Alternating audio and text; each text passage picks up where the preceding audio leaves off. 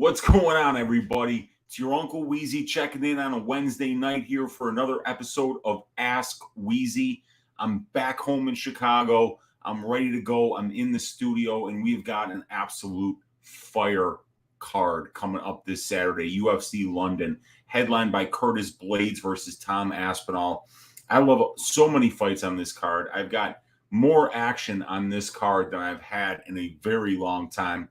And I can't wait to chop it up with all you guys in the chat who are here to hopefully just ask some questions. Let's just talk about this card. It's worth sitting down for a couple hours and just chatting about it. So let's see what's going on here in the chat. Let me see if my StreamYard will update here. Okay, and then we can scroll this all the way up. And we got my guy Mushroom first in the chat saying, "Oi, yes. Q&A with everyone's favorite uncle. Must be Wednesday night. Lots of violence on this card. Let's go." What's up, Mushroom? Good to see you in here hanging out. I appreciate you, brother. Daz Files saying, "Oi, forget Jeeves. Ask Weezy. Let's go." And Brian saying, "Oi." And we got Papa Chuck saying, "I totally agree to Daz." And we got my guy, the Couch Warrior Podcast. I will be appearing on his show, I believe, next week with Wiz Betts. And with my guy Addicted to Combat. That is going to be a fire show with the four of us. So make sure you check out the Couch Warriors channel. If you haven't subbed over there yet, please do that. And keep on the lookout for that. That'll be a week from today, right about now, I believe. If Aspinall wins, what do you line him against Ngannou, Stipe, Gane, and John Jones? Okay, so... oh, boy, that's a really good question. I mean, if he gets through Blaydes, right? I mean, you got to figure he'd be a favorite against Stipe. If he got through Blaydes, would he get through Gane? I don't know. I mean, John Jones, I don't think that dude's ever fighting again. If he ever set foot in the cage again, I would be fucking shocked. Ngannou, I would have to have Ngannou probably minus 175 against Aspinall just because of the pure power. You know, Ngannou doesn't really even have to be good at anything in order to be a favorite against a really skilled fighter because he's got canned hams for fists. And if they touch you, you go to sleep. So it doesn't really matter. And now that he's actually shown that he can wrestle a little bit against Gane, you know, that adds another layer to a serious problem of a human being there. So I think that I would have Aspinall as a favorite against all of those guys except for Ngannou.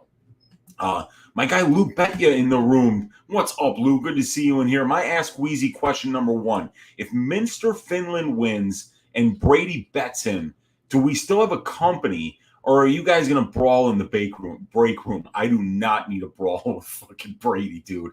That dude would break me in half. I'm too old for that shit.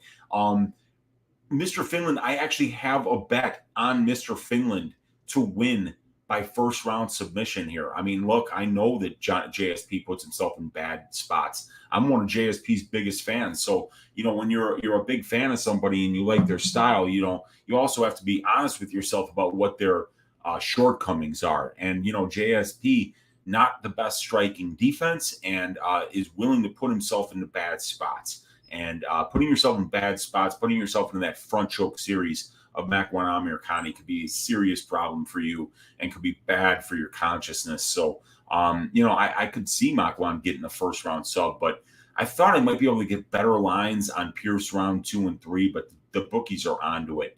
So I'm looking for maybe another way to play the fight, but I do have the under 2.5 in that fight for 1.65 units, and I also have Makwan by first round sub. And yeah, I don't need a fight with Brady. But I don't think Brady's betting Amirkhani. If he does, don't necessarily hate the plus money. You know, you're getting like plus 160. So yeah, no fighting. We're allowed to disagree here on MMA Twitter, here on Uncle Weezy's channel, here on the MMA Engine YouTube channel. We're allowed to disagree as MMA fans and not have to throw hands in order to solve our problems. You know, it's all about the kumbaya. My guy Chronic Combat Conversations in the room saying, let's go. What's up, fellas? Good to see you in here. Dan Goldstein saying, Lou, I'm going to need odds on that break room brawl. And I'm also going to need some numbers on win percentages on fighters armed with oranges. Please and thank you. My guy, the MMA Propaholic in the room hanging out with us saying, oi, yes, it's time. And there's Patrick, my guy, saying, what up, Unc? What up, chat? If you haven't checked out Addicted to Combat's channel, another one that you got to check out besides the Chronic Combat Conversations, besides the Couch Warrior podcast, this dude is putting out some really good, nuanced breakdowns. I watched the full one that he did on this card, over an hour and 9 minutes, I believe, and some really good insight. Patrick does really good breakdowns of fights. He touches on all the important angles. You can tell he's got really researched looks into all the fights. So definitely check out Patrick. He's a killer dude, got a great YouTube channel. And I'd like to see all those guys that I just mentioned get a lot more subs, get closer to 1,000 subs so that this whole community gets bigger. And we've got more and more ways to bounce our ideas off of the other content creators in the space. So shout out to my guy Patrick for hanging out with us here. We got Papa Chuck in the room and saying, at Chronic Combat Conversations, yo, had a blast during your show today. You're always going to have a blast during those guys' show because they do a fantastic show. So yeah, absolutely, Papa Chuck. MMA Propaholic saying, get them oranges ready. We're all throwing them at Weezy for betting Victoria. Yeah, I got one unit on Victoria Leonardo. And let me tell you something. I did get it at plus 124. That means that I can get out for a guaranteed profit where this bet is right now. And if the line keeps moving, I might just do that and try to lock in, an eighth of a unit or a quarter of a unit, because I figured that the line would move more. I figured it was off. And the way to avoid the orange bag beatings is to be the guy getting the plus money, especially when, the favorite is overjuiced. And we're seeing several examples of that, in my opinion, this weekend. I got a beverage here today. Today's beverage, you guys, is coming from a collaboration between Transient Brewing and Saint Laurent Brewing Company. Here we've got the Hodag. It is a double dry hopped India Pale Ale, 7.5% alcohol by volume. And it's got a pretty badass picture of a dragon on there. I don't know if you can see that, but it's pretty cool. Pretty cool artwork. And it's a pretty delicious beer. So I figured if I'm going to be talking MMA with you guys for a couple hours here, might as well have a refreshing beverage that I can sip on while we sit back and talk about how we're going to beat these bookies with a bag of oranges for being stupid enough to take our bets this Saturday. All right? Mm-hmm. But Brandon, I did deserve that. And I appreciate you for keeping your Uncle Weezy in check, man. And we got Papa Chuck saying, at Addicted to Combat, quick question. Can you lift a fridge solo? He might be able to. My man has got some muscles on top of muscles. That is for sure, dude. Dan Goldstein saying, known undesirables and degenerates. Good evening. What is happening, Dan Goldstein? Good to see you in here, brother. We got Level Up saying, oi, let's cash this card and fook the bookies. Yeah, let's get it, man. And Daz Files with the elbow bumps. You got to love it, man. And Daz Files saying, bet smart, maintain the right mindset, and let's bash these bookies. That is from Lucrative. Always words that we can live by. And of course, if you're going to listen to, some bettors in particular, Lucrative is definitely one of the ones that you want to do that. Papa Chuck saying, what's up to Dan? Daz Files saying, readers are leaders, note takers are money makers. Never let your highs get too high or your lows too low. That is Liam of Liam Picks Fights. Now, I have to call Liam out for something. That readers are leaders, I think he stole that from a cartoon owl that used to get people my age when I was very young to get us to read. We would have the owl telling us that, that readers are leaders. And, I used to read a ton when I was a kid. I had read something like 100 books by the time I even got into kindergarten. It was ridiculous, but look, reading is one of the best ways to expand your mind, to let new ideas into your mind. And even if you're reading topics that you don't necessarily agree with, it's how we learn to make our own conclusions. It's how we learn to kind of think for ourselves, is by exposing ourselves to a bunch of different ideas, a bunch of different viewpoints, and then kind of using our own logic, our own grammar, our logic and grammar in order to figure out what makes the most sense for us, especially when it comes to coming up with a betting philosophy, a way to kind of guide the decisions that you make when you're betting on fights. And reading is something that you definitely want to be doing to expose yourself to as many viewpoints as possible about how professionals have done this and done it successfully over the long term. So, and I know Liam does a lot of reading, and it is a great way to get better at whatever it is that you want to get better at. Read about it.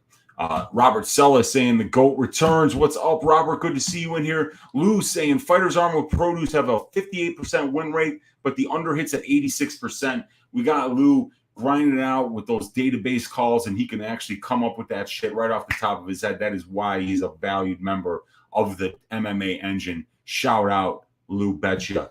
Dan Goldstein saying, never let the truth get in the way of a good story. Mark Chopper Reed. That's right, man. Mushroom saying that Papa Chuck and Daz Files and Dan Goldstein, what's up? Lou Bet you saying that will be covered in next week's probability. Yes, it will. Yes, it will. On the MMA Engine YouTube channel, by the way, you guys. And we got Daz Files saying overhyped since coming off Chronic show with the crazy Ben the Bane guy was rolling on the floor. Yeah, Ben the Bane Davis, man, always a good watch, dude. That dude is wild, man. And the Chronic Combat Conversations know how to bring the best out of their guests because they're great at interacting with their guests. That's why they have such a great show. Addicted to Combat saying that Papa Chuck has been done before. Dan Goldstein. Fucking lifting refrigerators there. Dan, what's up, Chuck? Daz, Mushroom, and the usual persona non gratas. You got it, man. Chronic Combat saying show was off the rails today. Mushroom saying, Papa Chuck saying what's up to Mushroom. And Dan saying thanks to Lou. Daz File saying, hey, Patrick, Dan, Mushroom, Lou, etc. What a card for sure, man. Papa Chuck saying addicted to combat. LOL. I'm sure it has. Great show you have going. Yes, it is. My guy Adam Rush saying, oi.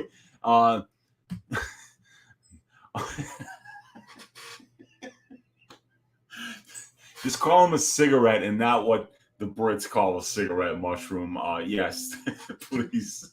MMA Propaholic saying, what's good, my degenerate gamblers? Papa Chug saying, hey, everyone, smash that like and show the love. I appreciate you guys. Mushroom saying an MMA Propaholic. What's up, Brandon?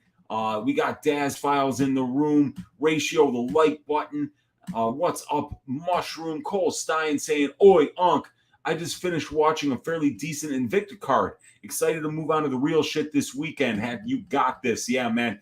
I know that was going on live just before I was getting ready to go live here. So must have just finished up. I'm going to have to check that out. I think what I'm going to actually do tonight, late night, is watch Saturday's card because I didn't even get to see 1 second of it. But I already need to start working on next week's card. So I got to find some time to watch those fights because I know they were pretty good. But yeah, man, I got to figure out what I'm going to do after Ask Weezy tonight. But I definitely got my work cut out asking questions or answering questions for you guys. So let's get into some of these questions.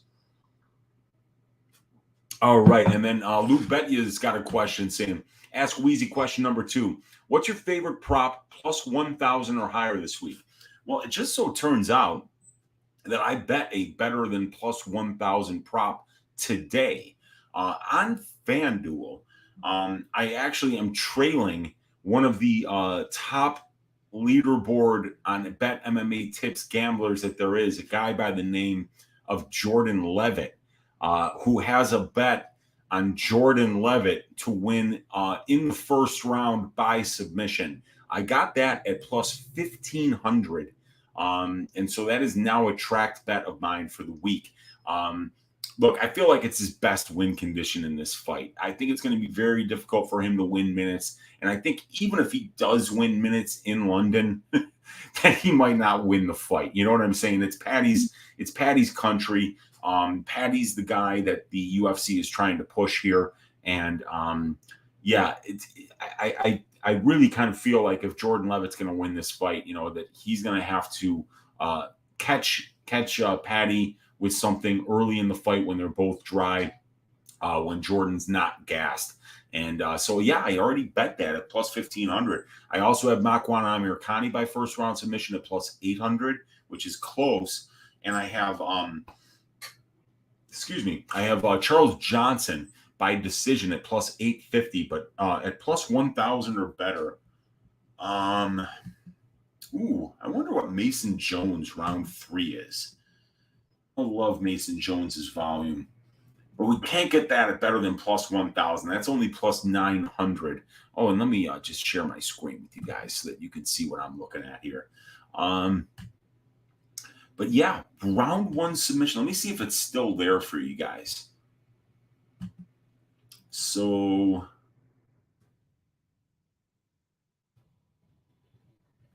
Levitt by submission in round 1. This number right here, plus 1,500, it's still there.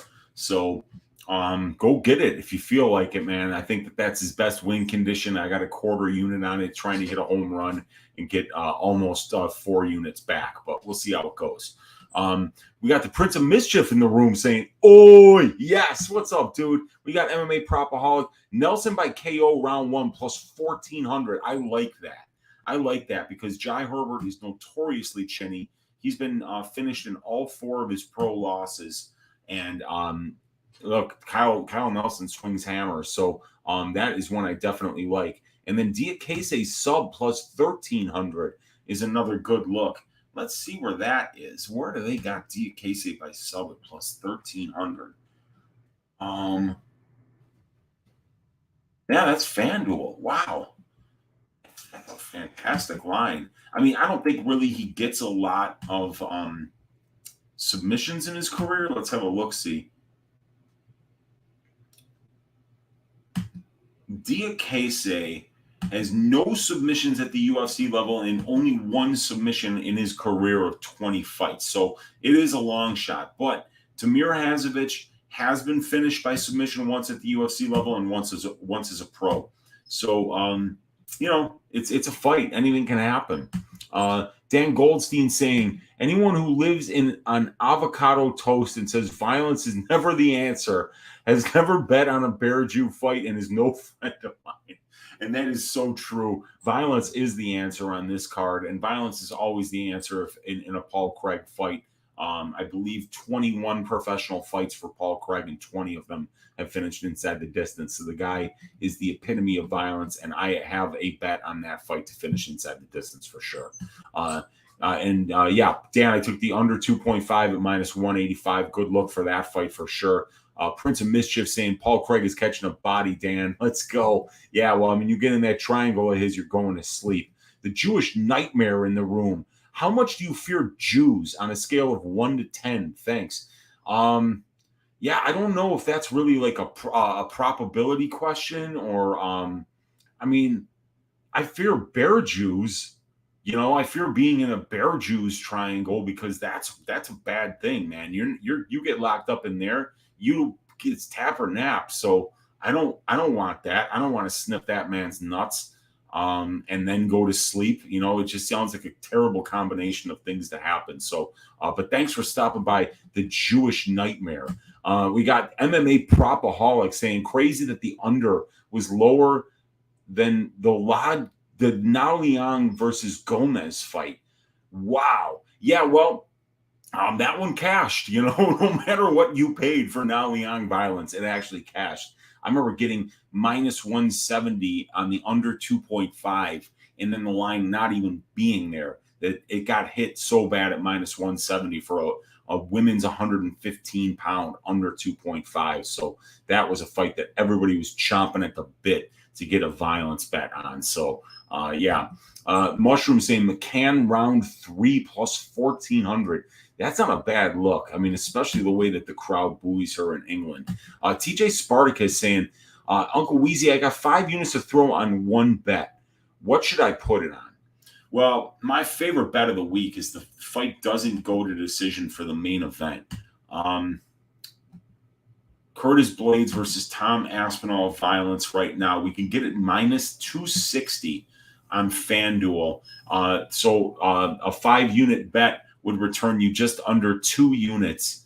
I feel that that's a safe way to play it. I think that's a great violence bet to go with. A 5-round heavyweight fight. 5-round heavyweight fights are finishing inside the distance 78% of the time since 2013. Tom Aspinall has never even seen a 3rd round in his career. And both of these guys have, they mix in their grappling with their striking. So it's a very exhausting style. And it's a heavyweight fight. So we see both guys have a lot of power in their hands. So, I see somebody getting tired and getting finished. And even if nobody's tired, Tom Aspinall can shut your lights off with one shot. I mean, he's got that kind of power. And we saw Blaydes, absolutely destroy a very good boxer with fast hands and Chris Dawkins. So, this has got violence written all over it. And that would be the bet that I would max bet this week, TJ. Thanks for stopping in. Let's see. Blue Betya's got, I have Brady minus 140. Weezy has vet savvy, though. Yeah, I'll be that guy that like throws the dust in the eyes while the other guy's about to finally finish me off. And then he goes blind. And then I'm like, Cowboy Bob Orton. I pull something like a foreign object out of my fake cast and then just start cheating. So, yeah, I mean, I've got that vet savvy. And if you're not cheating, you're not trying. And when you're as old as I am, trying to fight a guy like Brady, you better fucking try to cheat, because if you don't, you might wind up in a real bad place. Dan Goldstein saying, yeah, prop, I got the fight doesn't go to decision line. I had a few tricks better than it is now parlayed with violence in the main. I'm too cowardly to bet on the Bear Jew outright. Yeah, I've got that one. That's exactly what I've got, Dan. I've got the main event violence at minus 210, parlayed with the Ozdemir Craig violence at minus 290. And I think that came out to minus 102. And I put 2.5 units on that.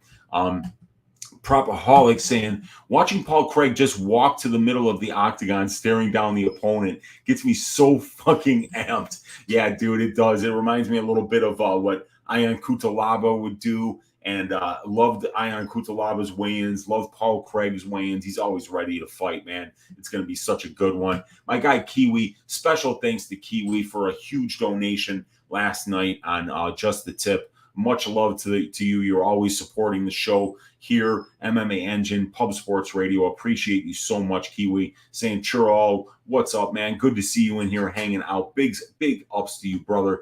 Andy Lister saying, yo, Hunter, what up? What's up, Andy? Good to see you in here. We got Brian. He's taking notes. He's ready to go. Andy Lister saying, at Hunter. Yeah. Brian saying, 7 fire. Let's go, man. Dragon beer is good. Yeah, it is, man. This particular dragon beer is very good. Get another sip in there. We got Brian saying, what's that, a soda? No, man, that's a beer, dude. That's definitely a beer. Yeah, man, chilled beer. Let's go.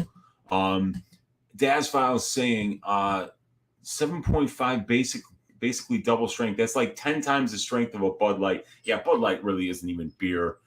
That is like water with just a little bit of alcohol in it, and like I think there's some hops that might get somewhere near it, but yeah, that's it's not enough for me, man. I got to get something that's got a little bit of gravy in there, a little bit of extra oomph, because it's Wednesday night, and this is like my Friday night. I don't have any content tomorrow. I wouldn't have any content Friday when I'm going to be doing the Ultimate Weigh-In show with my guy MMA Lock of the Night on Friday night. So make sure you check that out. But yeah, this is my Friday night. Tomorrow's my day off, so I'm going to enjoy myself a cold beverage here. Got Wendy Willis saying, Uncle Weezy, what's your juiciest flyer prop of the week? Well, I just named 3 that I do have. It's I've got a quarter unit on Charles Johnson by decision against Makayev at plus 850. It's a flyer. It's a plus 850. We know that when we're taking a bet at that number, we're sitting around 11 to 12% implied probability. Not much of a chance of it happening. I've got the Jordan Levitt first round submission plus 1,500 on FanDuel. I think that's a cheeky look, man. And Jordan's a very tricky grappler, but Jordan's conditioning isn't great. So I kind of feel like if he does get that submission, it's going to be very early in the fight. Also, I have Makwan Amirkhani first round submission. JSP does put himself into some bad spots, but JSP's going to put a pace on Makwan. So I think Makwan is going to be definitely at the most dangerous in the first 6-7 minutes of that fight. I think after that, his arms are going to be filled up with blood.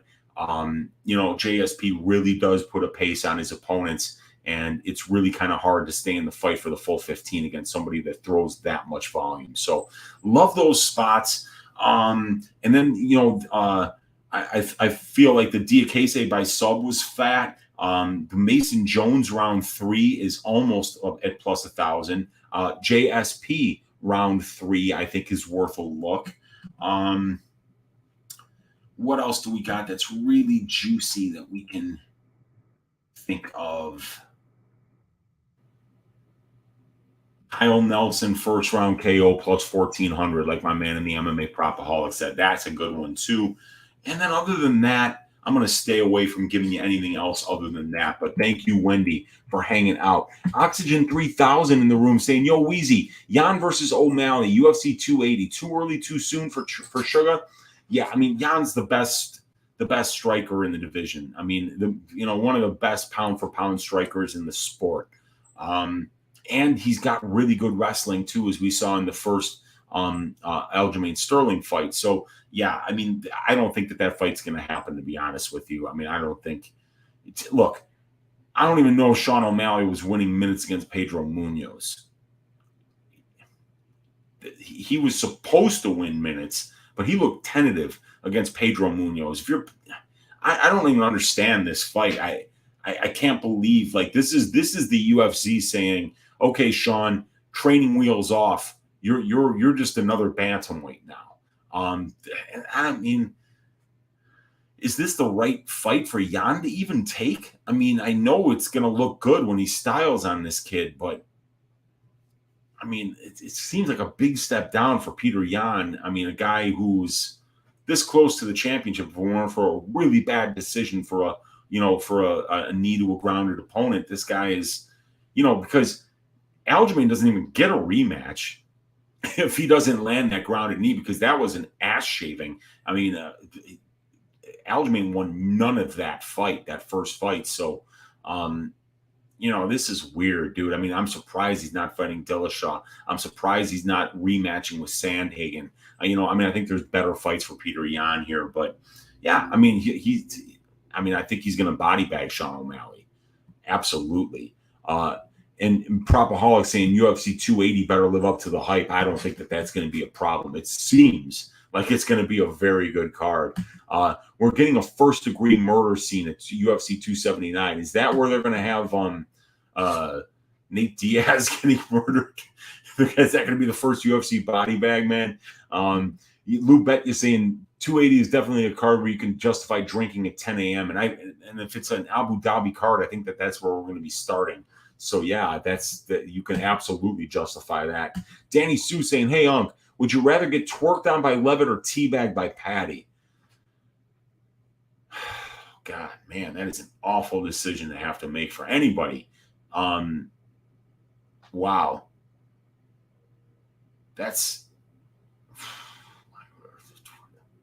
No, man, I guess it's the twerked on by Levitt. Who wants to get teabagged? That's awful. Nobody wants to get teabagged, dude. I mean, that'd be in my nightmares. I might not even sleep tonight thinking about that Children of the Damned haircut dangling sack near my face, and then he's like saying shit to me, but I can't understand a word he says because he doesn't speak the same language as me. That would be terrifying. I would be crying and just begging to get out of there. Wow, what a bad choice that is, Danny. That is a bad choice. That's like trying to, pick a winner in a Ike Villanueva versus Harry Hunsucker 205-pound fight. It would be like, ooh, I don't know who's gonna. Ugh. Ooh, okay, Propaholic Lou. Is this the one Saturday? Not this Saturday. It's going to have to be later than that. It'll be the 280 for sure. Brian taking notes, checking in. Dan Goldstein saying chase every loss, parlay all favorites, and always bet minus 400 WMMA favorites. Words of wisdom from Sun Tzu. Cash Apuzzo saying, Weezy, you're the GOAT. I appreciate you, Cash. Thanks for hanging out, brother. Sully saying, Hey, didn't see the new fight in the stats. Mason Jones versus Ludovic Klein. It's not in there?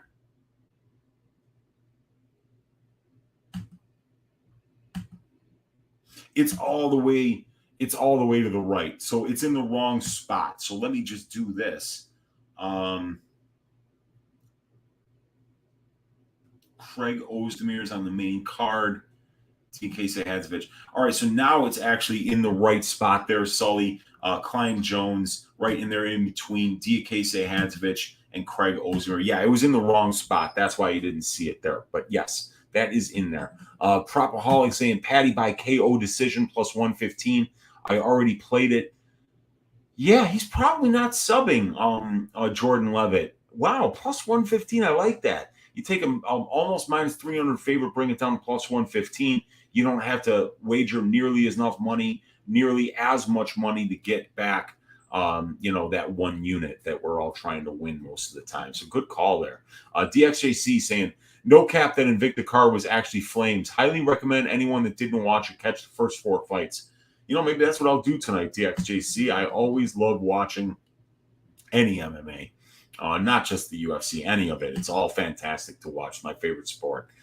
Dan saying, Weezy, if we know for a fact during the walkout that Cocaine Molly is indeed on cocaine, is she worth a late rounds violence bet against this Clydesdale horse she's fighting? I mean, potentially, yes. Because if she's on those like 3-4 grams of cocaine and just like absolutely just on fire with a heart pumping out of her chest and the jaw is grinding and like she just needs water and the eyes go kind of crazy and a little bit like fluctuating. Yeah, man, you're going to want to bet her inside the distance because that kind of energy can only come from methamphetamine or from amphetamines. And, with cocaine, you got the good stuff. So, yeah, we could definitely see her get a late round finish. But, I mean, Molly McCann is not a finisher. Molly McCann only has one finish at the UFC level, and that was the Louisiana Carolina fight.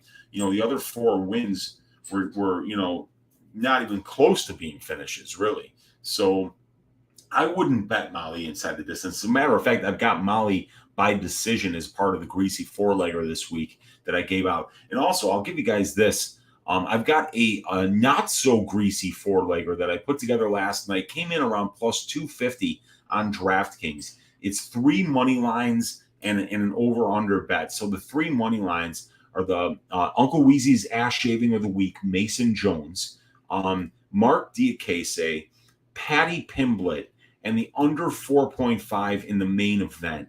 That came out to like plus 250. I put a unit on it, untracked, but that's the not so greasy 4-leg parlay for this week. In addition, we've got the greasy 4-legger time stamped in Just the Tip with Uncle Weezy this week. And we've got Wendy saying, wouldn't bet $1 million on Levitt if I had 10 million to spare. Yeah, I mean, yeah, why would you? You don't have to bet $1 million on anybody, but yeah, I don't like his chances here. I'm just sprinkling that first round submission prop at plus 1,500, and at plus 1,500, you know what you're getting a prop that's got about a 6 or a 7% chance of happening.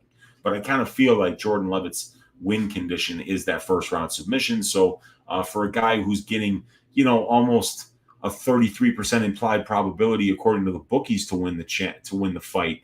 To get that first round submission prop at around 6-7% feels like a good thing to take a small stab on. And Lou Betya saying, I'm going to start calling myself the Lewis Nightmare.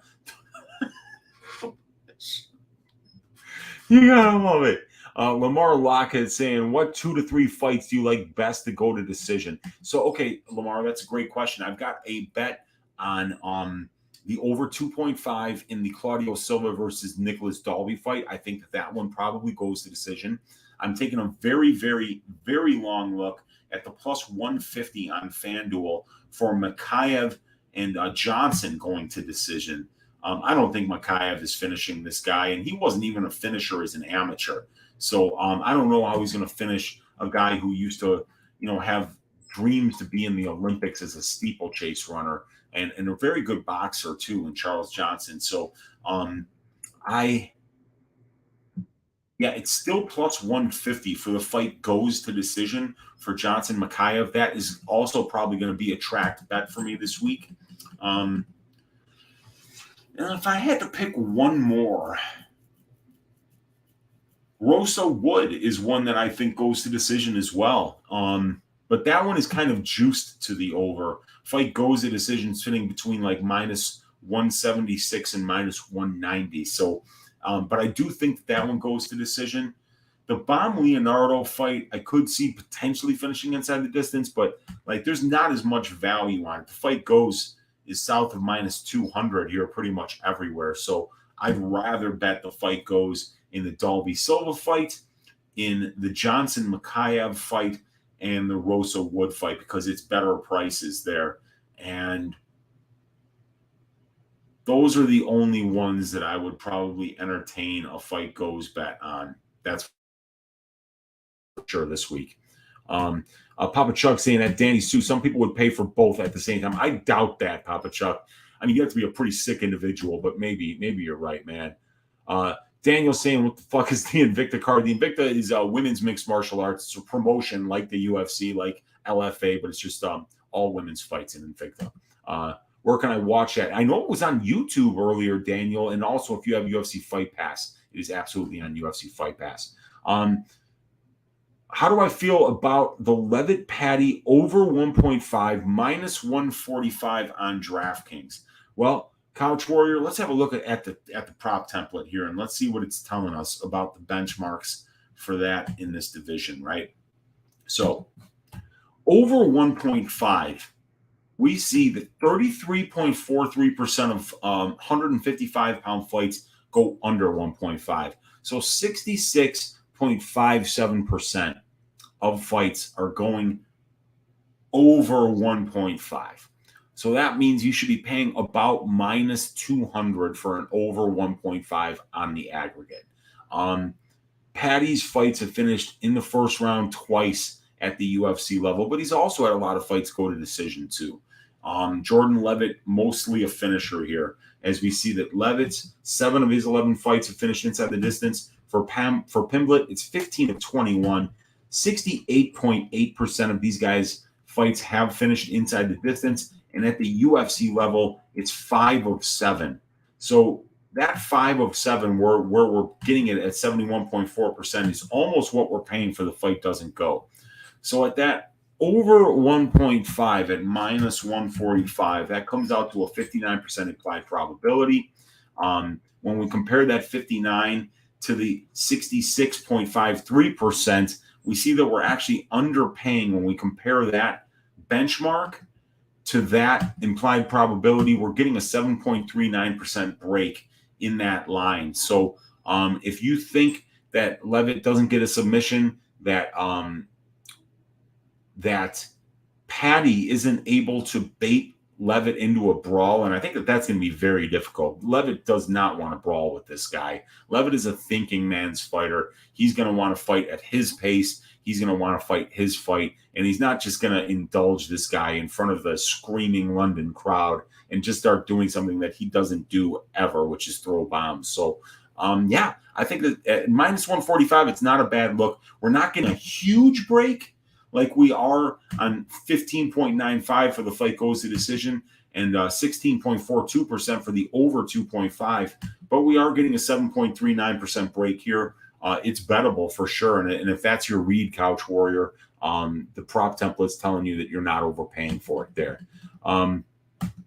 Danny's saying if the main event goes a distance, I'm going to be shook. Yeah, that makes not just you, Danny, me, Brady, a lot of other people out there are predicting violence in this fight. And it would be shocking to see somebody like Tom Aspinall, who's never even seen a third round in his career, go a full 25 minutes against Curtis Blaydes in front of a screaming London crowd. It will be wild.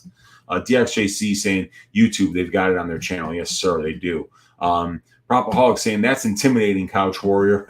And DFS Whisperers saying, oi, what's up, Hunk? What's up, DFS Whisperers? Daniel Garza saying, thanks, brother, you got it. Love me some fights. Hell yeah. Juan Lopez saying, I hope everyone is having a great night. I hope you're having a great night, Juan. Appreciate you coming in here, hanging out. Weezy to survive the Brady onslaught early, but comes back via Yambags late and twerks on Brady's magnificent corpse. Full send.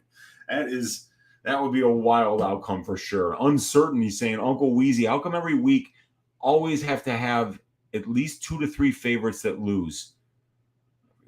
Yeah, I mean, because it's MMA. I mean, because this is a sport where the margin of error is very, very small. And even inferior fighters can land a big shot. People can get injured. We've seen Brian Ortega get injured in a main event. We saw Alexander Rakic in a non-contact knee injury in a main event. All the time it happens that somebody slips on a banana peel, that somebody has a bad night, that somebody just, gets caught by something that they had no idea was coming. They get caught by a punch that they didn't see.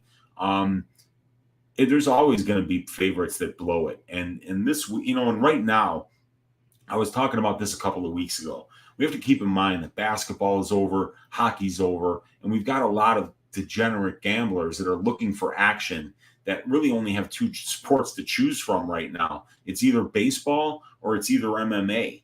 And, I think what we're seeing is that a lot of these favorites are just getting juiced to the tits because the casual bettors are just parlaying a bunch of favorites. Kind of like my friends that are, casual NFL fans will just try to put together a 3-leg parlay of the 3 biggest favorites that they like every week.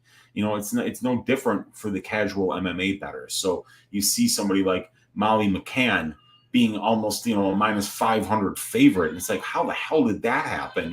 But that's what happens when everybody's going one way, So we're seeing a lot of these lines get incredibly juiced. We see these favorites that are, should be like a 60% favorite, and they're getting juiced up to 75%, 80%. And then people are surprised when they lose. Well, they should have never been more than a 60% favorite in the first place. So we're just going to see, favorites drop the ball, and Sean V is in the room. What's going on, Sean? Always good to see you in here. Uncertainty and Mushroom saying what's up to Sean. Hunter for Life 3020 saying what's up, Andy Lister. We got Sean V saying Mushroom, what's up? Thomas Howard saying Johnson decision plus 850. What book? That is FanDuel.com. That has the Johnson decision at plus 850. Sean V saying Uncertainty. Who's your confident dog? You've been on fire with them. Let's find out what Uncertainty says about that. Go Flamingo in the room saying, sup, Weezy. I bet against Oliveira every title fight so far, but how does he do against Doppelganger Khabib? How is he going to do against Islam? I think it's a great stylistic matchup.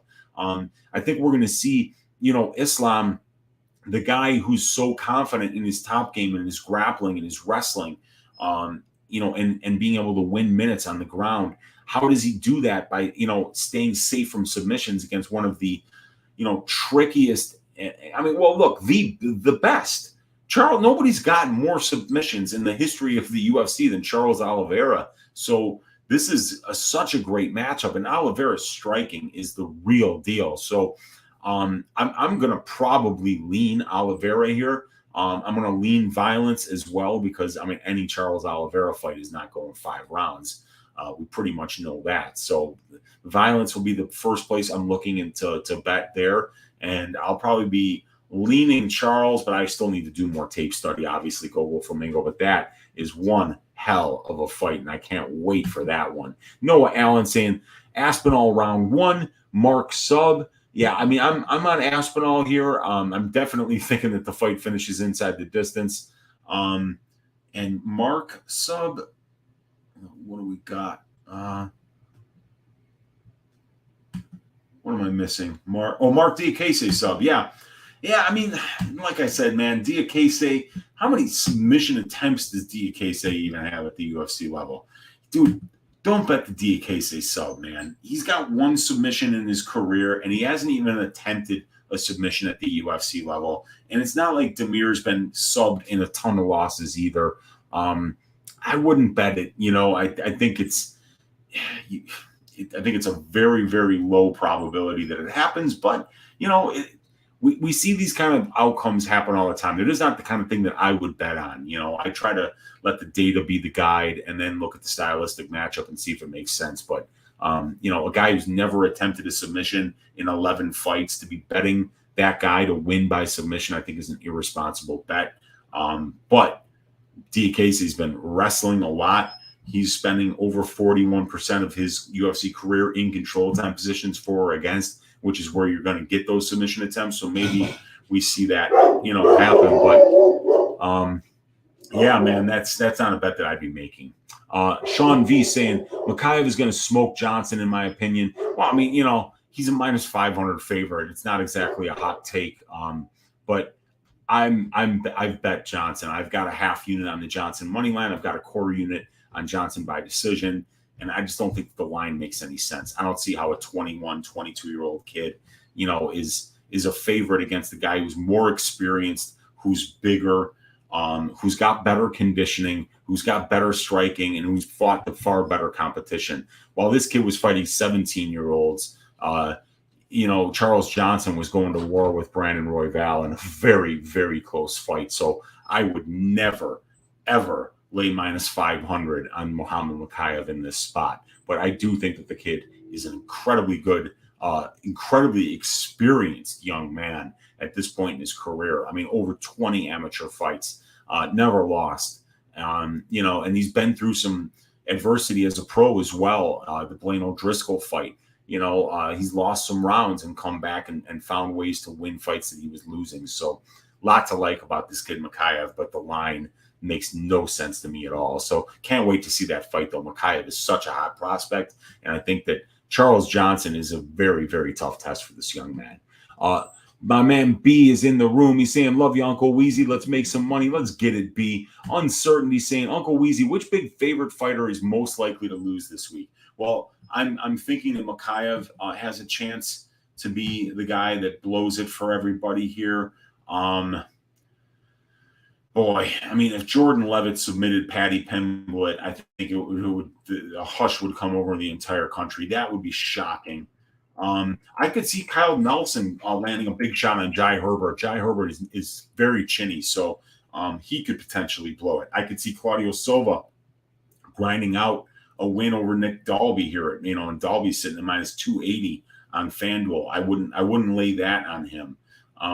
And Amir Khani could catch Jonathan Pierce in a choke. Jonathan's been very sloppy with his striking defense and with his submission defense. So there's a lot of spots here where I think the favorite can blow it. But the favorites that I actually bet in my greasy three-legger were Paddy Pimblett, Mark Diakiese, and Mason Jones. And then I've got Wood by decision in my greasy four-legger. I've got McCann by decision in my greasy four-legger. But yeah, I'd be worried about Dalby not getting the job done. I'd be worried maybe about Jai Herbert not getting the job done. I'd be worried maybe about Makhachev is the line that makes the least sense to me. So he would be my biggest, the biggest chance of somebody really blowing it at a big line would be Makhachev, in my opinion. Has Paul Craig been knocked out? Yes, he has. Paul Craig has been knocked out a few times. Well, actually, only once. He's been only knocked out once at the UFC level. He's been subbed three. I'm sorry. He's been knocked out 3 times at the UFC level and subbed once at the UFC level.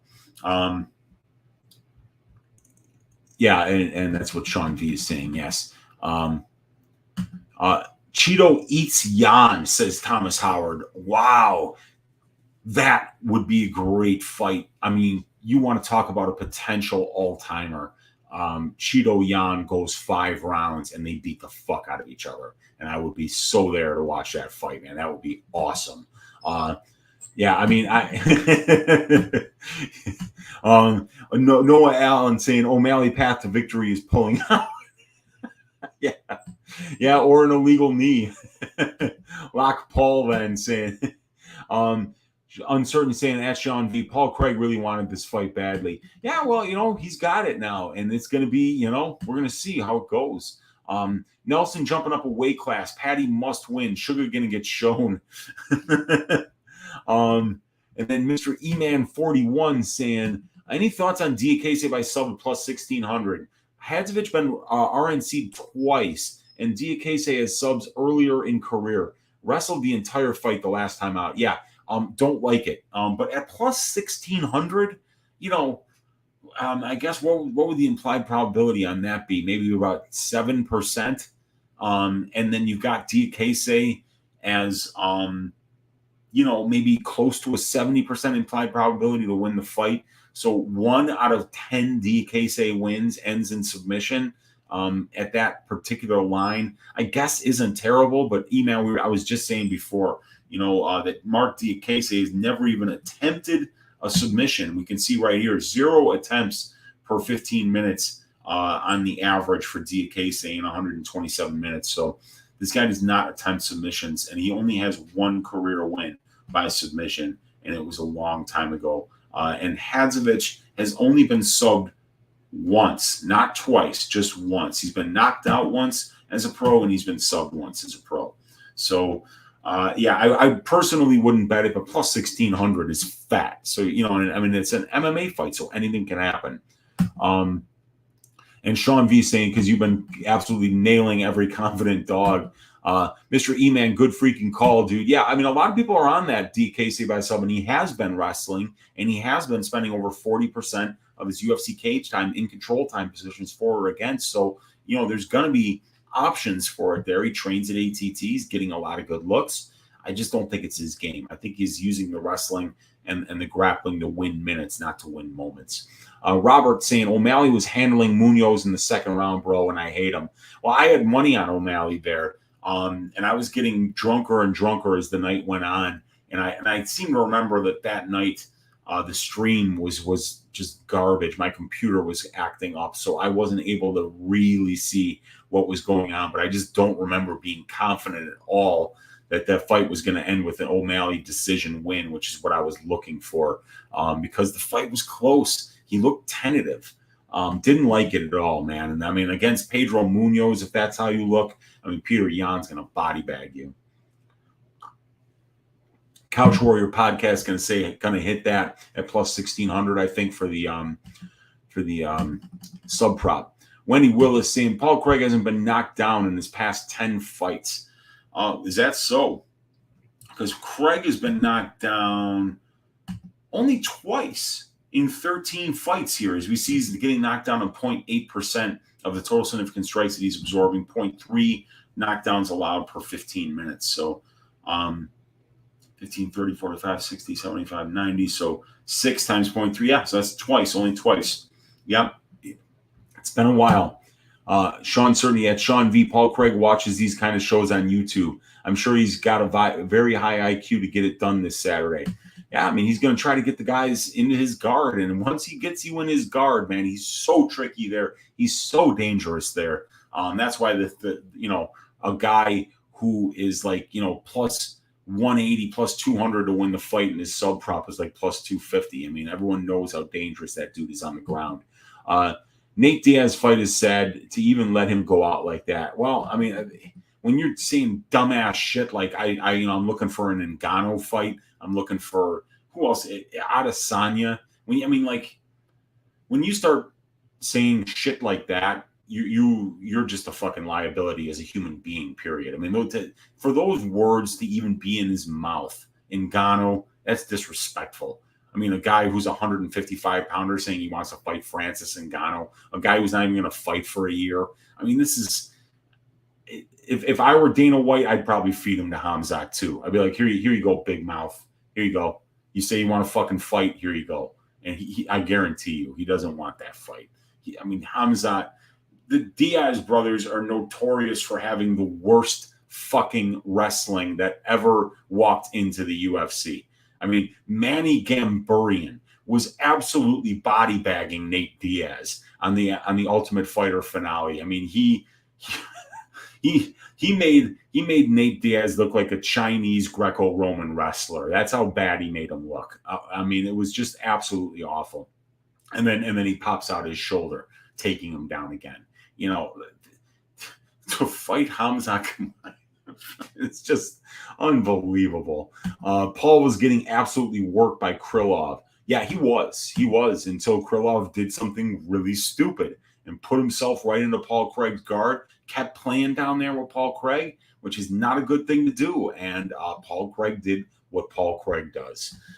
Dan Goldstein saying, Danny, you friggin' almost broke Uncle Weezy with that one, you bastard. Yeah, he did, man. That was a confusing one. Sean V, you're a casual. Watch the fight. He's not a casual. He's not a casual. MMA Propaholic saying, Sean, it happens every fight until someone gets in his guard. Yeah, I mean, yeah, it's true, man. It's true. But yeah, Krylov was beating the shit out of Paul Craig. That's a fact.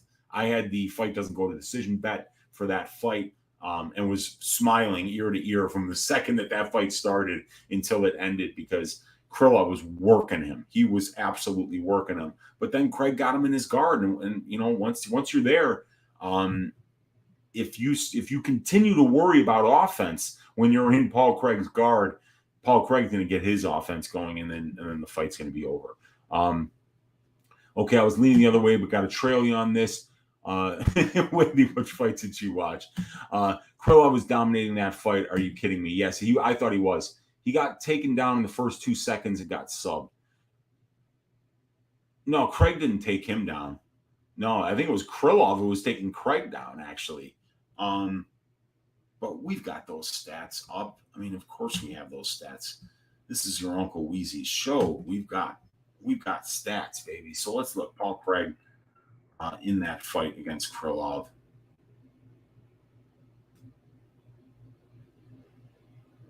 So there is Krylov. So Krylov was 1 of 1 on takedowns, and Paul Craig was 1 of 1 on takedowns. Paul Craig landed 2 significant strikes in that fight, and Krylov landed 19. So yeah, and also Krylov had 229 seconds of control time, and Paul Craig had 2. So yeah, Krylov kicked the shit out of him for the entire fight until he did something that you shouldn't do, which was hang out too long with Paul Craig's guard, and that's what Paul Craig does, man. Hasnain Khan saying, can I bet my house on Makayev, please? Don't. No. Don't bet on Makayev. Don't bet your house on bet your house on any mixed martial artist, Hasnain. Never do that. It's mixed martial arts. Anything can happen. Juliana Pena can beat Amanda Nunes. You know, I mean, there's a lot of things that just go completely wrong when you lay that kind of juice on somebody like Makayev, who's not really experienced yet at this level. So don't do it. But you know, he's a minus 500 favorite for a reason. Randy Fowler saying, who you got in Amanda Nunes versus Juliana Pena too? You know, the first, I mean, I'm actually kind of leaning Juliana Pena, because the only thing that worried me in that first fight was I thought Nunes was just going to absolutely destroy her. But I said the one thing was, when that fight happened, it had been about 2 years since the last time Amanda Nunes had actually even fought at 135 pounds. So if she hadn't had to make that cut before, you know, we saw that there you go into the second or third round there, and then all of a sudden the fight changes and it looks like she gives up. But, you know, it just might be that that she hadn't cut weight that much, you know, for a long time. And, you know, Amanda's not getting any younger. I think Juliana's live to win this one as well, but it's a lot more reasonable of a line. So, I mean, I get anybody that's on the Nunes side here, because you're getting a severe discount because of the recency bias. Sean V, yeah, okay. Bet your wife on Patty. Yeah, Patty's. I would bet on Patty before I would bet on Makayev this week. B saying, witching hour here, Eastern Standard Time. Good night, Weezy Nation, and let's make money. Let's get it, B. Appreciate you for hanging out here. Level Up saying, they saying Jones only had 2 weeks, but let it be known he's been in camp for 14 getting ready for fight. That's what I like to hear, man, because, you know, Mason Jones is incredible, and that's why I picked him for ass shaving of the week, because I think he's just better everywhere in comparison to Klein. Plus, you know, this dude was a champion at 170 pounds. In Cage Warriors was Mason Jones. Ludovic Klein's 145 pounder. You know, this is a big ass to come up and fight Mason Jones. The only angle that bothered me was because it was supposedly short notice for Jones, but Jones wanted to fight as soon as Klein's opponent dropped out. I was hearing that Jones's people were on the phone trying to get this fight made because what Level Up is saying hopefully is true, that he's been waiting for a fight for the last 14 minutes. Friday morning, Cage Warriors, yes. Friday night, Bellator, yes. Saturday night, XMMA, let's go, man.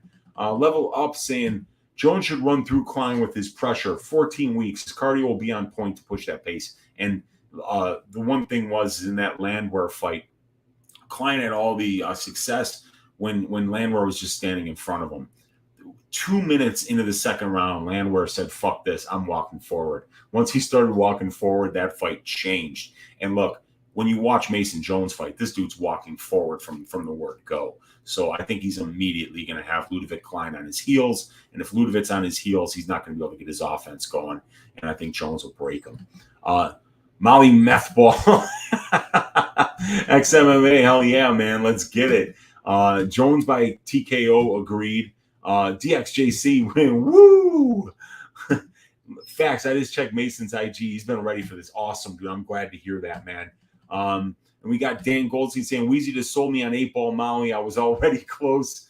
How do you ask him questions? Ask him right here in the chat, man. I'm just probably a little bit behind right now. These questions are from a half an hour ago, so I got to pick up. What does the spreadsheet say about Mason Jones getting a sub? Likely or unlikely? What's Klein's takedown defense look like?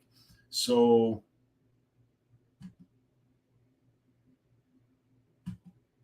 Mason Jones has 27% of his wins by submission. So that would be 3 wins by submission in his career out of 11, and 4 wins by knockout. So 63%. Yep. Yeah, so that's 7 of 11. So Mason Jones has almost as many submission wins as he has knockout wins. And Ludovic Klein has just as many submission wins as he has knockout wins. So both of these guys are equal opportunity finishers. Klein's takedown defense at the UFC level is 80%. He's only been taken down 1 time in 5 attempts, and he's been controlled for less than 10% of his UFC career. So that's less than about 4 minutes on that 1 takedown, and that includes cage control time. So, but Jones is over 50% on his takedown attempts, and he's getting over a third of his UFC cage time is control time. So he's a good grappler and a good striker, and he brings a lot of pressure and volume. So I think it's a terrible matchup for Klein. Can I bet my house on Mokaev? No, you cannot. Don't do it. I want to suck Molly's meatball, says Wendy Willis. Get in there and do it, Wendy. Level Up saying cocaine is a hell of a drug. Yes, it is. MMA Propaholic saying Molly went out there last fight looking like she was fighting demons. You got that right, man. Molly KO says Brian. Sean V saying, yes, Mokaev isn't losing this fight. Wendy Willis saying, bet your wife. Level Up saying, Mr. D, let's cash it, my bro. Hasnan saying, can I bet? Oh, wow. All right. I just want Weezy to reassure me. I will not reassure you. I don't like that bet. Sean saying Uncle Weezy greasy 4-legger. So the greasy 4-legger this week is going to be Molly Meatball McCann by decision, Nathaniel Wood by decision, the main event to end in KO, and Victoria Leonardo's money line. That is over plus 1,000. Hasnan, I just bet my house and my wife. Well, good luck to you on Mokaev. I wish you luck because I've only got 3/4 of a unit on Johnson. So if you bet your house and your wife, I'm rooting for you. Level Up saying, as soon as I heard Mason saying he's been ready this whole time, I'm just waiting for a confirmation. I'm all in. I agree with you, man. And let's see, DSJC, y'all are betting, you all are tripping betting on a minus 500 child against the NRG. I am right there with you, DXJC. Mokaev fight will be interesting. The guy he's fighting ain't no joke. Will be his hardest fight. Yes, it will. Thomas Howard in the room, a man of violence with the 100. What's up, dude? Weezy, do you think Gus can sub Krylov late? I feel like David Carradine was in his leisure time, that Krylov is available to be choked by anyone. And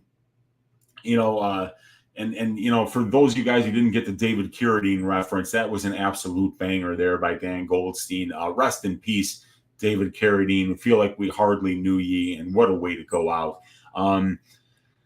Yeah, I mean, look, Gus is. I'm not touching that fight. I don't know where Alexander Gustafsson is. He's only 35 years old. That's still young for the division that he's in. He's very skilled, But, Krylov has been very, very active. He's fighting all the time. We haven't seen Gus in 2 years. A lot of missing information there. Coming off, Gus is it 2 or 3 straight losses? I think it's 3 straight losses, 2 of them by submission, if I'm not mistaken.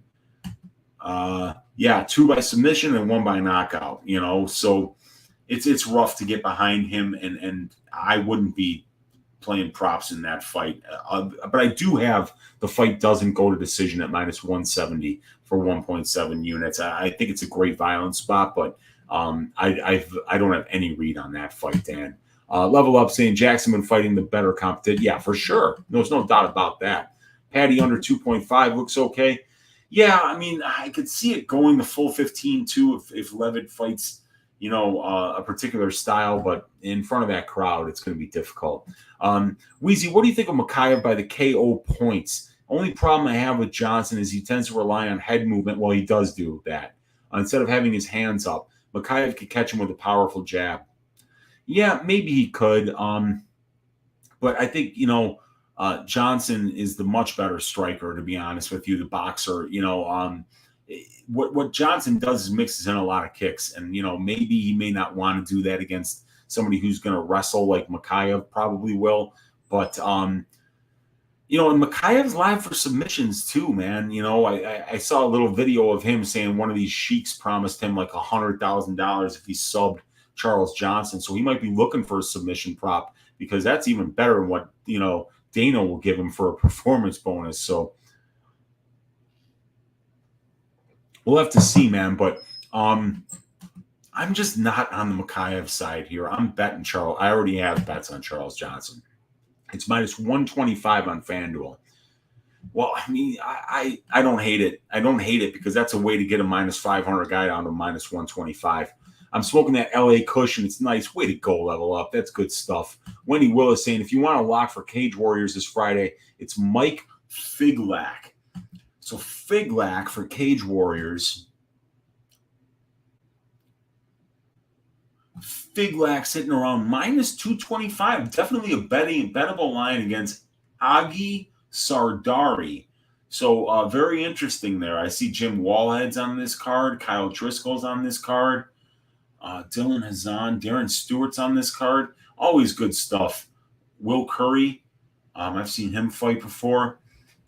Always good stuff with Cage Warriors. I'm going to look into that Figlak. Thank you, Wendy. Headley one saying Barstool has Leonardo KO at +1,600. Wow. Worth a sprinkle. Maybe it is because, I think if she gets Mandy Baum to the ground and works her ground and pound, that's probably how she wins it with the ground and pound finish. So at +1,600, yeah, you could put, a tenth of a unit down. And if that's your read, I've said it like 5 times this week. Look, I hope Victoria Leonardo takes this girl down and punches mud holes into her stupid face because I can't stand Mandy Baum because I bet on her against Ariane Lipski, and it's probably the worst bet I've ever made. I've made some bad bets, but that one was just awful. She didn't win a minute of that fight. She's terrible. Papa Chuck saying, Unk, what man was born in Belgium on August 12th, 1930? He was awarded the Wolf Prize in 1993, the Cantor Medal in 1996, and the Abel Prize in 2008. He did pass away recently on December 5th, 2021. The man's a legend. I can absolutely tell you this. Being somebody that is a fan of mathematicians, a fan of geometry, a fan of some of the contributions that some of the great mathematicians of the world has made to our society. Rest in peace, Jacques Tits. Man, he won that Wolf Prize in 1993, and I believe it was for the Tits metric. If I'm not mistaken, it was either the Tits metric or the Tits workaround. And then Tits Buildings was what I think maybe got him the Cantor Medal in 1996. Jacques Tits, an absolute legend of geometry, abstract geometry. Rest in peace, Papa Chuck. What a great call there, man. That is a good one there. Wendy Willis saying, if you want to lock for Cage Warriors, it's Mike Figlak. Got it. Mushroom saying if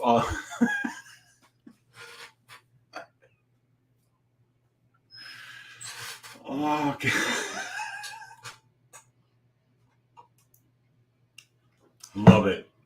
Absolutely love it.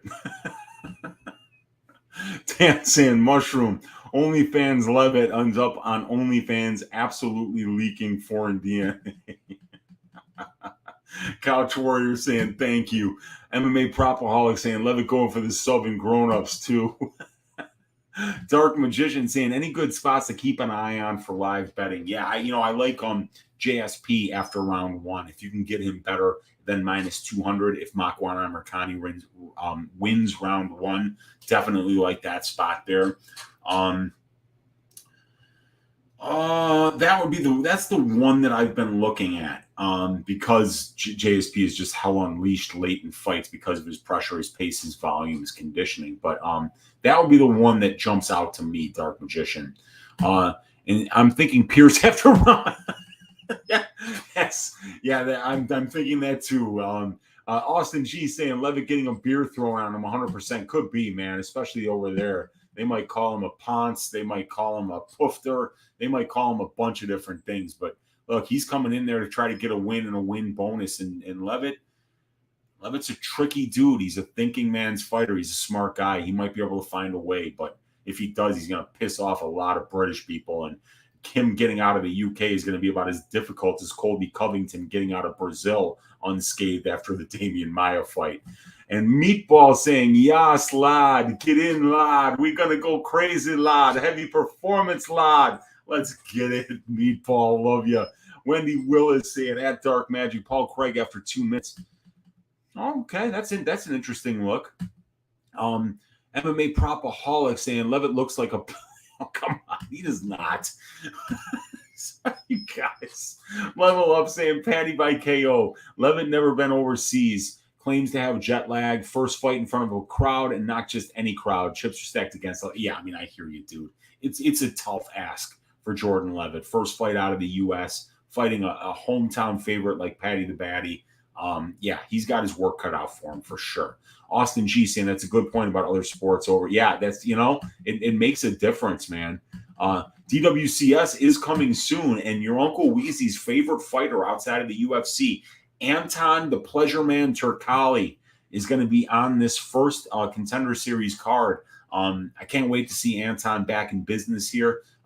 His last fight against Konstantin Soledin is the best walkout, best performance, and best after-fight reaction I've ever seen in my life. Anton Turkali, welcome to the UFC. I'm looking forward to watching that dude shave some ass and get a contract next Tuesday. Austin G saying, people just juicing parlays. Yeah, you got that right, man. Lamar saying, does Amanda Nunes win a rematch? His fight doesn't go to decision, a good bet. Yes, and yes, I think is probably what happens. Got to see Amanda make weight and make weight looking good, and then I'd be probably willing to pull the trigger on her. Dan saying, Shroom, it's an escalating scale of violence with these Levitt chokes. It really is, man. Mr. Brozilla saying, MLS soccer is on fire. Great odds if you look.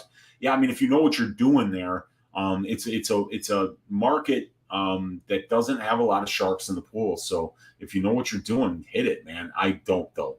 Ozzy Diaz plus 130, 10 units already locked in. Yeah, and Ozzy Diaz is fighting who?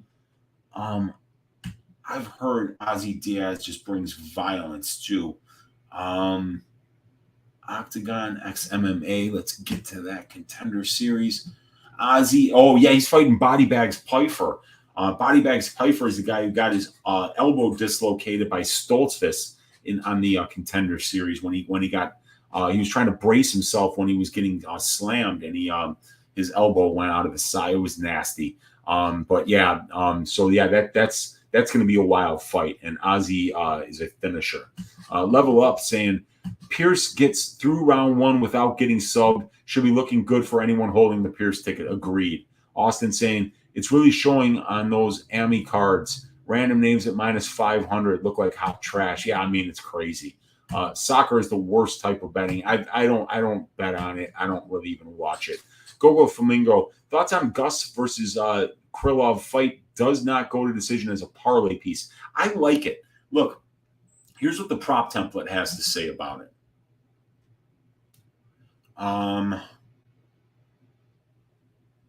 Where do I have that tab? It is down here.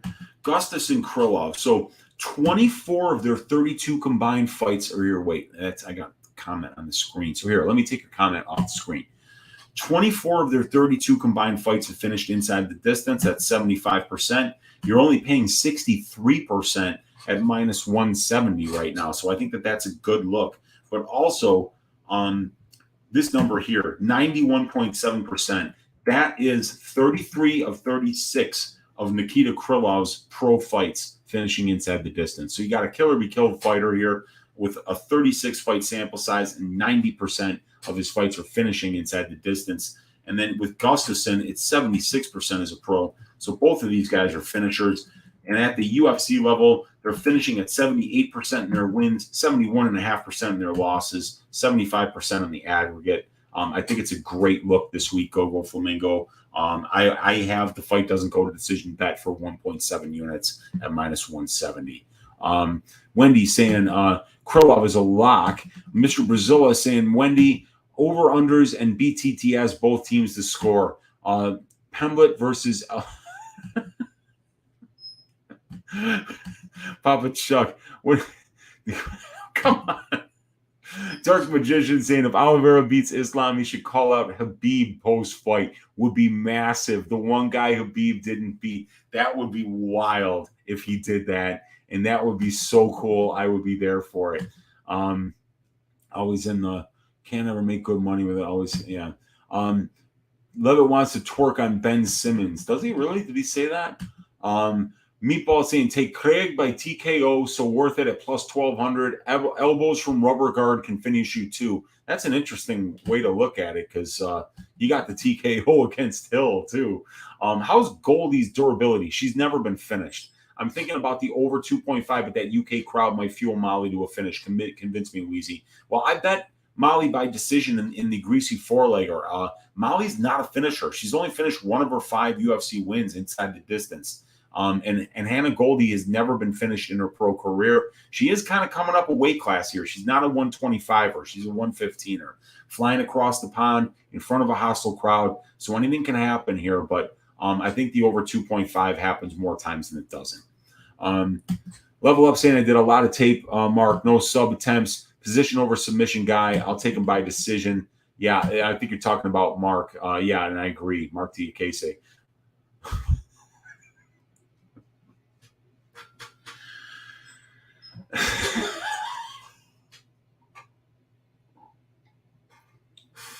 These guys, man. Meatball saying Makayev decision is amazing value. Yeah, I mean, I think if he wins, it's probably by decision. Level Up. Craig, in his interview, reckons he's looking for that sub. Oh, I'm sure. BTS, I don't even know what that means. Austin G saying, what is your square parlay of the week, Weezy or pass? Square parlay of the week, I got a 4-legger, a greasy 4-legger, the not so greasy 4-legger. It is Patty Pimblett, money line. Mark Diakese, money line. Mason Jones, money line, under 4.5 in the main event. Square as it gets, 4 legs plus 250. I've got a unit on it. Dan Goldstein saying the only thing that smoked more polls than Levitt is Germany during the 30s and 40s. Other than that, I don't know. Riot Buddy saying thoughts on this parlay. Wood, Jacase, Patty, Aspinall. I think they all win. I'm picking Aspinall, I'm picking Patty, I'm picking Diakese, and I'm picking Wood. But Aspinall's obviously the riskiest leg of that parlay there. Austin G saying, let's go. I sprinkled Nelson by KO and round 1 KO and Silva by sub. Got it. We got Wealthy Not Rich in the room saying, what's up, Uncle Weezy, my guy? Wealthy Not Rich, good to have you in here. Appreciate you. Kiwi saying, Silva sub round 1. It's not a bad look, Kiwi. Silva's got a lot of submissions. I believe he's got 5 UFC wins. 3 of them are by submission, if I'm not, or maybe it's 2 of them. Let me look. But Silva's got a lot of career wins by submission. Yeah, 3 of his 5 wins by submission. And as a pro in 14 wins, 9 of them are by submission. And Claudio Silva is attempting 1.32 submission attempts for 15 minutes, and he's getting 2.63 takedowns per 15 minutes. And Dalby has got 65% takedown defense. He gets taken down more than once per fight. and 26.19% control time allowed. So it's definitely possible. Claudio Silva, a very tricky grappler. Mason by decision is plus 180. Thoughts? I think he can finish him. But that decision prop is a little bit cheekier than the inside the distance prop, I would imagine. I wouldn't do it, Prince of Mischief. I just got a feeling he's going to finish this fight. I have a strange feeling Mason could get clipped. I mean, it could happen. I mean, look, it's a southpaw against orthodox matchup. Mason Jones has a great jab, but when you're fighting somebody of an opposite stance, you don't get to work off your jab as much, and that's going to open up the big left head kick and the big left straight left for Klein here. So yeah, he could get clipped. Brian saying Weezy fire, agree. Wendy Willis saying Claudio Silva is live for a sub. Oh, for sure he is. I think he's a live dog this week. Sully saying, you think Mason Jones is the real deal? Yes, I do. Plain and simple, I do. I think he's great. John O saying, thoughts on Muhammad Burkamov versus Lorenzo Larkin at Bellator? I don't know who Muhammad Burkamov is, so I have no thoughts on it. A fan of Lorenz Larkin. He is a OG, great striker, got some great wins on his resume, but he's getting up there. So, but I don't know anything about Burkamov, but I'm guessing he's a really good wrestler. So yeah, I like when wrestlers like betting on them, especially when they know when to wrestle. Austin G saying Klein does have a puncher's chance, but doesn't handle pressure well. And if Jones wants to mix in takedowns, he should be fine. Agreed. Weezy, do you have an alternate line out anywhere on the Patty versus Levitt fight goes to suspicion? With all this talk of teabags, twerks, and haircuts, I can't see how it doesn't end suspiciously. It's a very odd fight. It's with two very odd, different types of dudes in it.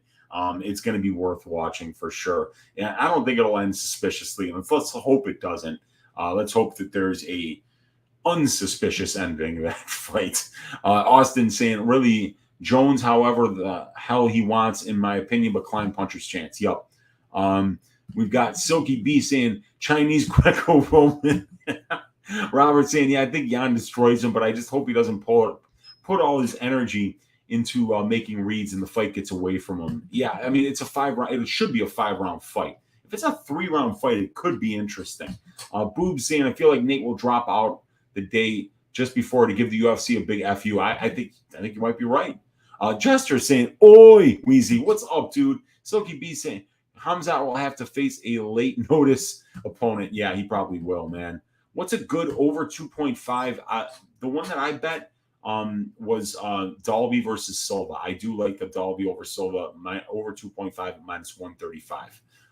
Goldstein saying, don't bet your house on a fight that'll not even buy you a garden shed if you win. Agreed. Prince of Mischief, which fight gave you goosebumps while watching live? One of them was definitely, it sounds stupid, but Now Leon versus Ariane Carnelossi. That fight was absolutely crazy. It was in front of a live crowd, the first live crowd that the UFC had seen for a while. It was a great pace for about 6 minutes, nonstop action. The crowd was going absolutely nuts. God, I remember when Justin Gaethje knocked out Edson Barbosa, and I was just blown away that he didn't try any takedowns in that fight. That was amazing. The Chandler Gaethje fight absolutely gave me goosebumps. That was crazy to watch. Was just watching that going, I cannot believe I'm watching this live. I have not gotten to see Suma Derji versus Matt Schnell yet, and I heard that was absolutely amazing. Weili Zhang's last performance against Joanna Jędrzejczyk, and I'm not talking about the 5-round war. I'm talking about the 2-round ass shaving. To see Weili fight like that was absolutely crazy. There's a lot of great fights, but those are some ones that jump off the page. Hey, Weezy, what line do you think has the most value on UFC London, money line or prop? So when that fight doesn't go to decision, dropped at like minus 180 for the main event. That's what I would have said. Right now, because that got blown out,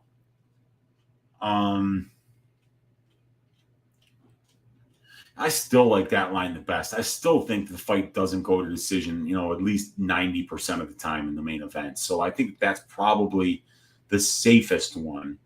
In terms of value, I mean, I think plus 850 on Charles Johnson by decision is pretty damn good. But yeah, I'd say that's where I'm at right now, Tristan. Headley one saying Ozdemir plus 380 by points. Stay at range, avoid takedowns, pulling guard from Craig. Also, if he does knock down Craig, he would be smart to just let him up and not go for ground and pound. Agreed. I don't think that this fight, I mean, like Craig's never lost by decision. He's only got one fight out of 21 that have went to decision. And Ozdemir hits hard and he has no time. So I don't think that fight is going to see the scorecards. Plus 380, I think I'd need more than that. Dan saying if there isn't 70 likes on this stream, maybe be smacked in the dick by the 8 arms of Fishman. Dan's file saying what way would you think Damir Hadzovic would win?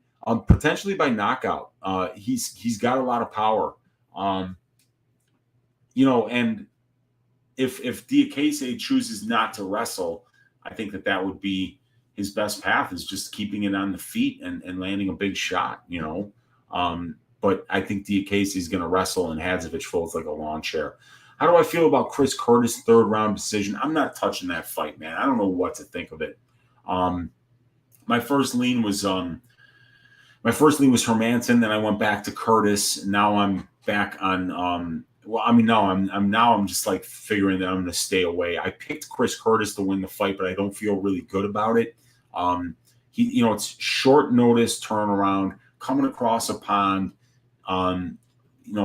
Wrist injury still, potentially lingering. There's a lot going on there, man, and I'm just staying away from that fight. Sully's saying 3 straight losses. I think you're talking about Gustafson. Dan Goldstein saying if Bakayev subbing this guy ended in that sheet giving us gas at under $2 a gallon for a month, I'd be cheering him on, but he ain't. Energy is the side. Yeah, I'm with you there, man. Bet on Mo Sislak, dude. Mo Sislak was not a good boxer. Now I know it had a lot to do with politics, but I think he was 0-33. But he did have those gloves with the barbed wire on there, and I think that what they called that was the Stinga.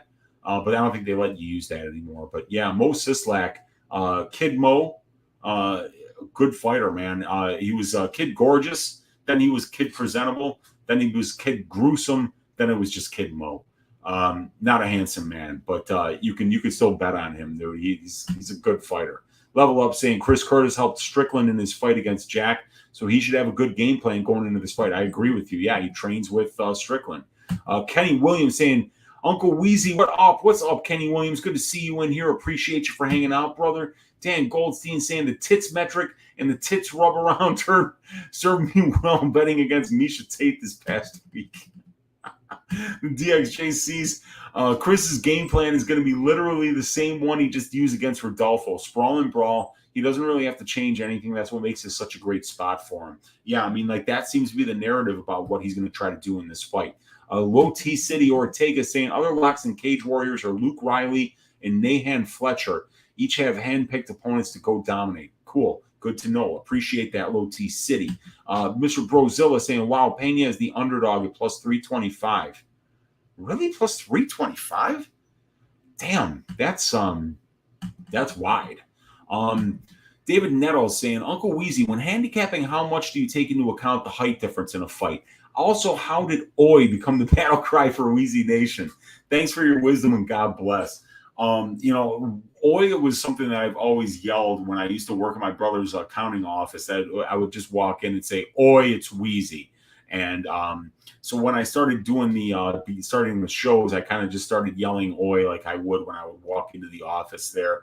And then when my brother, I turned on one of my videos one day, and when he saw me yelling Oi, he's like, dude, that's the perfect intro for your videos. And I think it was like only the first or second time that I did it. So when I saw him laugh at that, I figured, that is a pretty good intro. I kind of like it. So, but height differences, I think reach difference is definitely a lot more statistically significant if you were to back test it. And the problem with measuring height and taking it into account is that UFC fighters lie about their height and that the height measurements aren't accurate. So you really have to know whether the height measurements are accurate or not. So I don't really look at it much, David. Michael Panza's in the room saying, Weezy, who do you like for Sandhagen versus Song Yadong? I like Sandhagen there. Definitely like Sandhagen there. Prince of Mischief saying, I'm staying away from JSP fight because the judges might screw the U.S. fighters. It happens. Yeah, it could absolutely happen. Pena at plus 225. Okay, that's a little bit closer. Dan Goldstein, Jordan Levitt has lips like Pee Wee Herman. Red flag. Weezy, you should have done a balls deep breakdown with special guest Jordan Levitt. That would be, dude, I'd love to break down a fight with Jordan Levitt.